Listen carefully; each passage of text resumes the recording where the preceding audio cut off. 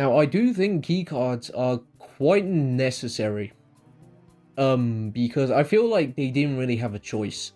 Because for the longest time, everyone always says, you get Nintendo consoles for the first party games, never for like the second and third party ones.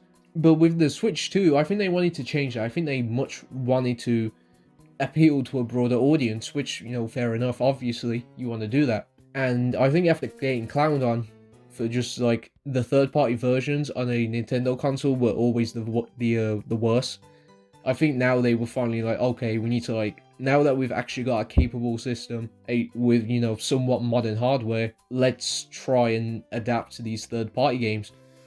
And I think the keycards were very necessary to do that, because otherwise, the problem is that the third party games, if the biggest cartridge size is 64 gigabytes, how would you get a game like Final Fantasy, which I believe is about 100 gigabytes? How would you get that on that cartridge? You'd either have to compress it to hell, which would just turn people off it. It'd be like locked at like 30 frames, 720p.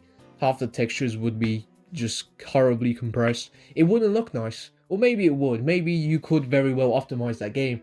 I don't know, but again, from a business point of view, to bring that back into the discussion, it makes sense for the keycards, because why would you go through all the effort to compress it just for it to be the worst version of the game and nobody buys it? Whereas if you put it on a keycard, you can put the whole thing on there because it's just a download code. You just download it from the servers.